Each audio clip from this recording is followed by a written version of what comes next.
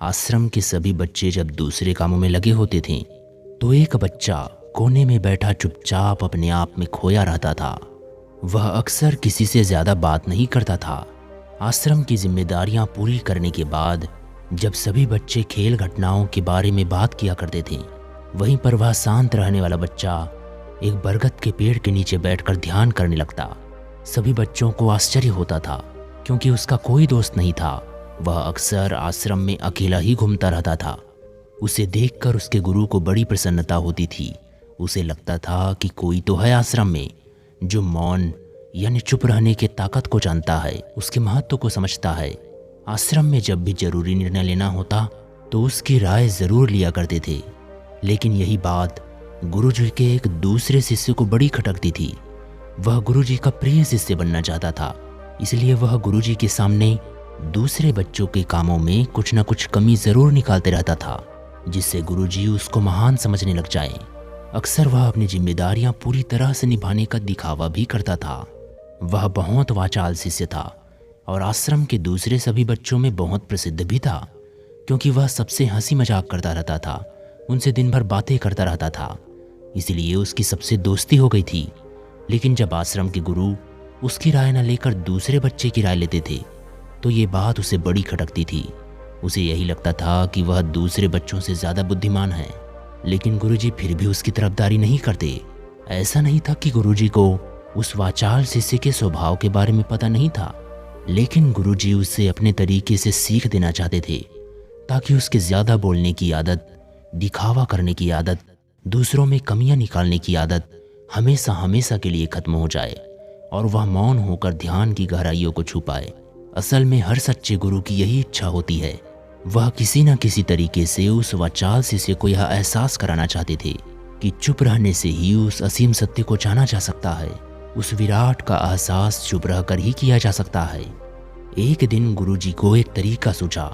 उन्होंने आश्रम के सभी बच्चों को अपने पास बुलाया और उनसे कहा कि मैं तुम सभी बच्चों को दो दो हिस्से में बांटकर अलग अलग गांवों में भिक्षा मांगने के लिए भेज रहा हूं, और जो भी बच्चा सबसे ज्यादा भिक्षा मांग कर लाएंगे उन दोनों को आश्रम की सभी जिम्मेदारियां निभाने का मौका दिया जाएगा। अपनी बात जारी रखते हुए गुरुजी ने बताया कि भिक्षा मांगने से हमारा अहंकार खत्म होता है, इसीलिए हर शिष्य पूरे मन से भिक्षा मांगे। कोई भी इस काम को औपचारिकता में ना ले, वरना वह अपने जीवन में बहुत बड़ा ज्ञान खो देगा। आश्रम के गुरुजी ने जानबूझकर वाचाल शिष्य और चुप रहने वाले शिष्य की जोड़ी बना दी। वाचाल शिष्य के मन में सिर्फ एक ही बात चल रही थी कि इस बार उसे मौका मिला है। इस बार वह गुरुजी को दिखा देगा कि वह चुप रहने वाले शिष्य से कितना प्रतिभावान है। दोनों शिष्यों ने अपनी अपनी सहमति से यह निर्णय लिया कि वो गांव के अलग अलग हिस्सों में भिक्षा मांगेंगे ताकि भिक्षा मांगने का काम जल्दी खत्म किया जा सके। चुप रहने वाला शिष्य हर द्वार पर जाकर अपने हाथ जोड़कर अपने भिक्षा का पात्र उनके सामने कर देता।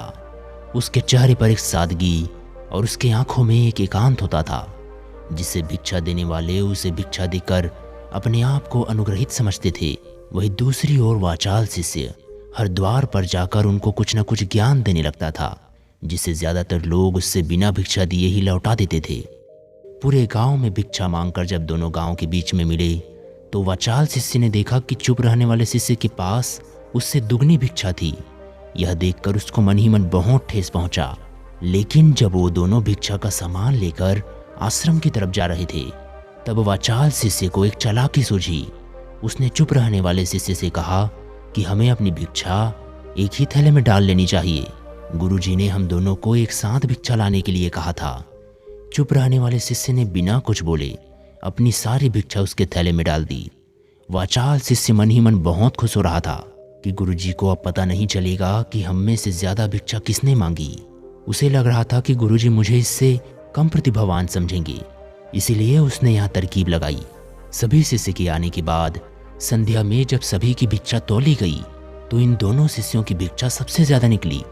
गुरुजी ने इन दोनों का अभिवादन करते हुए पास बैठे सभी बच्चों के सामने उनकी पीठ थपथपाते हुए उन्हें मुबारकबाद दी और कहा, आश्रम का कार्यभार मैं तुम दोनों को नहीं सौंप सकता। इससे आपसी मतभेद होने का खतरा रहता है, इसीलिए तुम दोनों में से जो ज्यादा भिक्षा लेकर आया है आश्रम की जिम्मेदारी उसे ही सौंपी जाएगी। जब उन्होंने उनसे पूछा कि तुम में से ज़्यादा भिक्षा कौन मांग कर लाया था, तो वाचाल शिष्य ने कहा कि गुरुजी, मैं इससे दुगनी भिक्षा मांग कर लाया था, लेकिन मुझसे एक गलती हो गई कि मैंने अपनी भिक्षा एक ही थैले में डाल दी। मुझे नहीं पता था कि आप ऐसा निर्णय लेने वाले हैं, वरना तो मैं अपनी भिक्षा का थैला अलग ही रखता।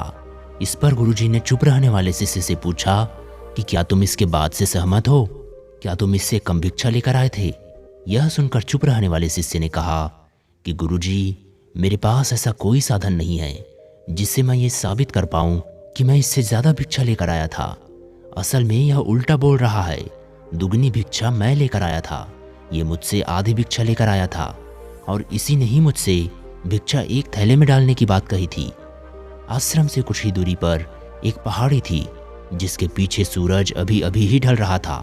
गुरुजी को तो पता ही था कि झूठ कौन बोल रहा है, लेकिन गुरुजी ने बाकी बच्चों के सामने सत्य साबित करने के लिए उन दोनों से एक सवाल पूछा कि पीछे पहाड़ी पर तुम्हें क्या दिखाई दे रहा है? यह सुनकर वाचाल शिष्य झट से बोल पड़ा कि गुरुजी, पहाड़ी के पीछे सूरज अपना रंग बिखेर रहा है, आसमान में लालिमा छाई हुई है, एक बहुत ही सुंदर दृश्य है। वह तो और भी बहुत कुछ कहना चाहता था, लेकिन गुरुजी ने उसे चुप करते हुए दूसरे शिष्य से जवाब जानने के लिए जब उसकी तरफ देखा तो उसकी आंखों में आंसू भरे हुए थे। श्रद्धा, भक्ति और प्रेम से उसकी आंखें भर आई थी। गुरुजी को उससे पूछने की जरूरत ही नहीं पड़ी। गुरुजी ने सभी बच्चों को संबोधित करते हुए कहा कि मैंने सवाल किया था कि पहाड़ी के पीछे तुम्हें क्या दिखाई दे रहा है। ज़्यादातर लोगों को यही दिखाई देगा कि एक बहुत सुंदर दृश्य है, लेकिन मज़े की बात यह है कि सुंदरता तौलकर नहीं बताई जा सकती, उसे महसूस किया जा सकता है, और सामने वाला उस सुंदरता को आपकी आंखों में देख सकता है। चुप रहने वाले बच्चे की ओर इशारा करते हुए गुरुजी ने कहा कि असल में सुंदरता इसी बच्चे ने देखी है। दूसरे बच्चे ने सिर्फ सुंदरता की व्याख्या की है, लेकिन इसने वास्तविकता में उस सुंदरता को महसूस किया है।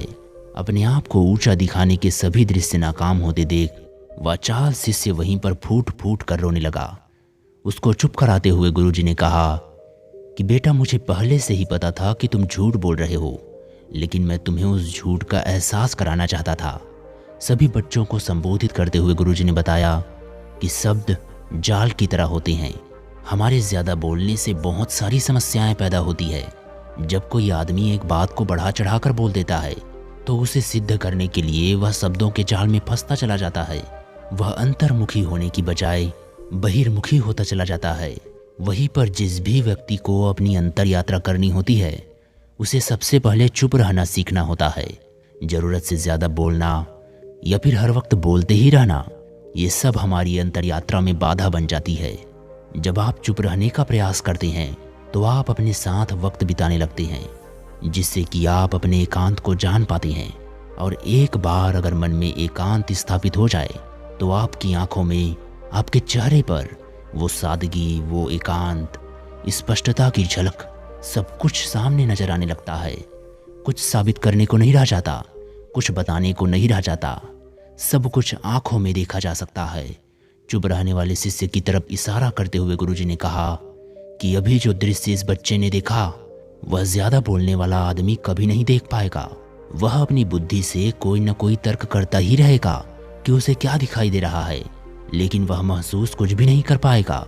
उसे दिखाई दे जाएंगे पहाड़, सूरज या फिर उसकी लालिमा, लेकिन उस सुंदरता को, उस श्रृंगार को, उस अद्वैत को वह कभी नहीं देख पाएगा। अगर चुप रहने की कला सीखनी है तो तुम्हें सबसे पहले एक बात ध्यान रखनी होगी कि तुम्हें किसी को भी प्रभावित करने की कोशिश नहीं करनी है। ज़्यादातर लोग इसी कारण ज़्यादा बोलते हैं क्योंकि वे दूसरों को प्रभावित करना चाहते हैं, अपने आप को साबित करना चाहते हैं, और उस साबित करने के चक्कर में वे शब्दों के जाल में फंसते चले जाते हैं और धीरे धीरे वही उनकी आदत बन जाती है। अगर कोई व्यक्ति दूसरों को प्रभावित करना चाहता है तो वह कितने ही लोगों को प्रभावित कर पाएगा। उसकी ये भूख बढ़ती ही जाएगी और वह इस संसार में सभी को, कितनों को ही प्रभावित कर पाएगा। इसीलिए यह समझने की बात होती है कि बहिर्मुखी होने की बजाय हम अंतर्मुखी होकर अपने आप को समझ सकते हैं। अपने बात को ख़त्म करते हुए गुरुजी ने अपना आखिरी संदेश दिया। उन्होंने बताया कि अगर कोई व्यक्ति ज़्यादा समय तक चुप नहीं रह सकता तो उसे थोड़े समय से प्रयास करना चाहिए। दृढ़ संकल्प लेकर किसी व्रत की भांति दिन में कुछ समय या फिर हफ्ते में कुछ समय या फिर एक दिन चुप रहने का अभ्यास ज़रूर किया जाना चाहिए। इससे हमारे चुप रहने की आदत धीरे धीरे खुद ब खुद बनने लगती है, क्योंकि एक बार जब हम चुप रहने लगते हैं तो हमें चुप रहने का आनंद पता चल जाता है। उसके बाद में प्रयास नहीं करना पड़ता, बल्कि हमारा मन आनंद की तरफ अपने आप बढ़ता चला जाता है। चुप रहने की कला सीखने के बाद आपकी बुद्धिमानी और स्पष्टता दोनों में बहुत ज़्यादा फायदा होगा। वास्तविकता में जिसे दर्शन कहते हैं वह मौन रहकर ही किया जा सकता है। इसके बाद सभी बच्चों से कुछ समय चुप रहने का संकल्प लेकर गुरुजी ने अपनी बात खत्म कर दी और सभी बच्चे रात्रि का भोजन करने के लिए एक साथ भोजन कक्ष में पहुंच गए। तो दोस्तों, कैसी लगी हमारी कहानी आपको कमेंट में लिखकर ज़रूर बताना, और कहानी अच्छी लगी हो तो वीडियो को लाइक और चैनल को सब्सक्राइब ज़रूर करना, और वीडियो को जितना हो सके अपने दोस्तों और रिश्तेदारों तक शेयर करना ताकि वो भी इस कहानी का लाभ उठा पाएं। चलिए मित्रों, मिलते हैं आपसे अगली कहानी में। तब तक अपना ध्यान रखें और खुश रहें। धन्यवाद।